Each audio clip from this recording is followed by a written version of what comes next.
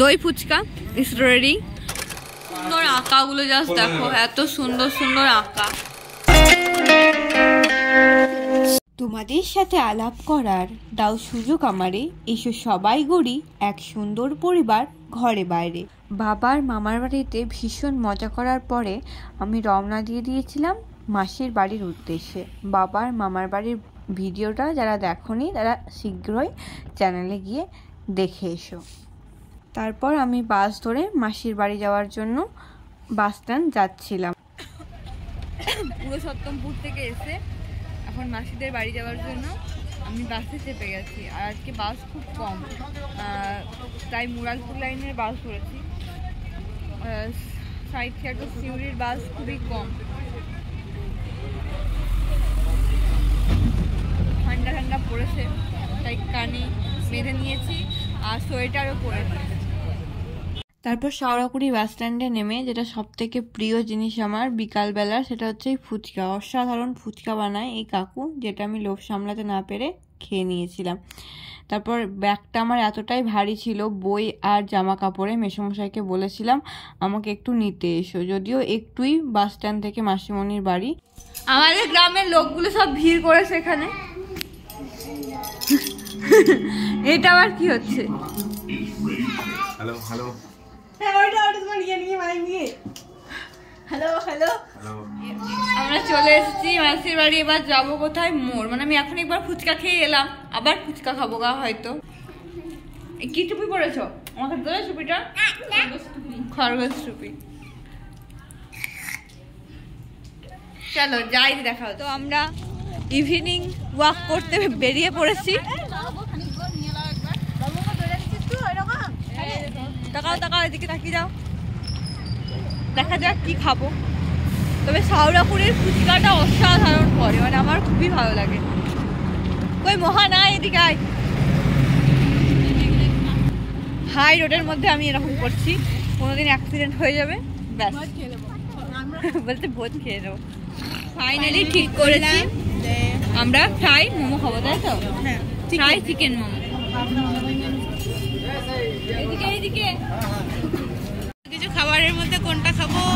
আর আরো অনেক কিছু, ফুচকাও ছিল অপশনে, তো আমরা মোমোটাই খাবো ঠিক করেছি। জল খাওয়ার জন্য দাদা আছে, এইদিকে একজনকে এত মোমোর ঝাল, এদিকে একজনকে খাওয়াচ্ছে।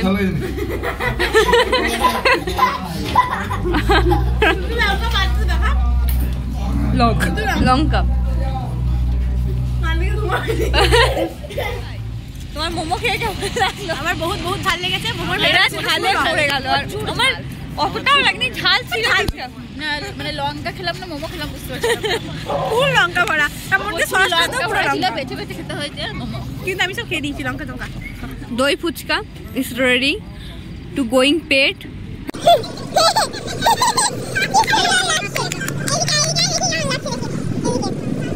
গাড়িতে করে আমি সোনাই আর মানালি চলে যাচ্ছি। আবার দাদা একবার সৌমি আর বৌদি ভাইকে দাদা আরেকবার নিতে আসবে।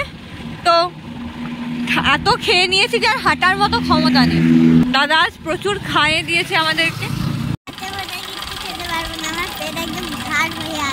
দেখছিলেন তো আগের দিনে কেমন ভ্লগ করছিল, শুধুমাত্র কিন্তু ভ্লগগুলো কোথাও ছাড়েনি, জাস্ট এমনি গ্যালারিতেই ছিল, তো ওটাই দেখছিলাম।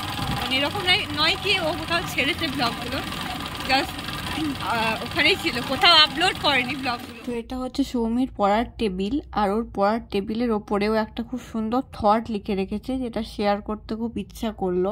স্বপ্ন সেটা নয় যেটা তুমি ঘুমিয়ে ঘুমিয়ে দেখো, স্বপ্ন হলো যার পূরণের অদম্য ইচ্ছা তোমায় ঘুমোতে দেবে না। এপিজে আব্দুল কালাম। তো এটা আমার খুব ভালো লাগলো, আর ইচ্ছে হলো কি আপনাদের সাথেও ভাগ করে নিই। আমার বোনরা হচ্ছে সব গুণবতী, এত সুন্দর সুন্দর এঁকেছে, এগুলো সব সৌমি এঁকেছে। আর এই যে ডিজাইনগুলো করেছে সব প্লেটের ওপর, মাটির প্লেটের ওপর। তো আমি ওকে বলছিলাম এগুলো তো সব ভিডিও করলে পারতিস। আর এখানে দেখো আমার সম্পাদনার বইটা, ওরও পোয়েম বেরিয়েছিল, রেখে দিয়েছে, ভালো লাগলো দেখে বেশ। আমার বোনরা সর্বগুণ সম্পূর্ণ হবে নাই বা কেন? কারণ আমার মেসোমশাইটা নিজেই সর্বগুণ সম্পূর্ণ। আমার মাসিমণিকে কিছু করতেই হয় না। এই যে মেসোমশাই বিছানাটা পেরে দিচ্ছিল, আমি জাস্ট একটু ধরে দিচ্ছিলাম। সেদিনকে খুব মজা হয়েছিল, কারণ শ্রীরামপুর থেকে দাদা বৌদিও এসেছিল নবান্নে, তো বেশ ভালোই লাগছিল। দেখি তার মুখের পাশ বালিশ পেলি। সৌমি যেহেতু কীর্তন শেখে, তাই ঘরেই মাইক্রোফোন আর বক্স ছিল, তাই আমরা কবিতা আবৃত্তি এসব করছিলাম। তৃতীয় আপনাদেরকে একটা কবিতা বলে শোনাতে চাই। বাবুই পাখিরে ডাকিয়া বলিছে চড়াই, কুড়ে ঘরে থেকে করো শিল্পের বড়াই। আমি থাকি মহাসুখে অট্টালিকার পরে, তুমি কত কষ্ট পাও রোদ বৃষ্টির ঝড়ে। বাবুই হাসিয়া কহে সন্ধ্যাও পিটায়, কষ্ট পাই তবুও থাকি নিজেরও বাসায়। পাকা হোক তবু ভাই পরেরও বাসা, নিজে হাতে গড়া আমার কাঁচা ঘর খাসা। নমস্কার। হাততালি। সবার হাটে আসছে one and only Manali Mondal. এই দেখো না, আমি আমার পুতুল করেছি। কি কি পুতুল, কি কি পুতুল? আমার ভালো ভাই সোনার হরিণে ফুল করো আর কি বলো চাই। হাততালি। তোমাকে পেতেই হবে শতকরা অন্তত 90 বা তার বেশি। তোমাকে হতেই হবে একদম প্রথম, তার বদলে মাত্র 85। 5টা নম্বর কম। কেন কেন কম? এই জন্য আমি রোজ মুখে রক্ত তুলে খেটে আসি। এই জন্য তোমার মা কাক ভরে উঠে সমস্ত কাজকর্ম সেরে ছোটবেলা থেকে নিজে তোমাকে স্কুলে পৌঁছে দিতে। এই জন্য কাঠফাটা রোদ্দুরে কিংবা প্যাচ পেতে বর্ষায় সারা দিন বসে থাকতো বাড়ির রোয়াকে কিংবা পার্কের বেঞ্চিতে। তারপর ছুটি হতে ভিড় বাজাতে মিনি বাস ছেড়ে অটোওয়ালার ওই খারাপ মেজাজ সহ্য করে বাড়ি এসে না হাঁপিয়ে আবার তোমার পড়া নিয়ে বসে পড়তো, যতক্ষণ না আমি এসে তোমার হোম টাস্ক দেখি।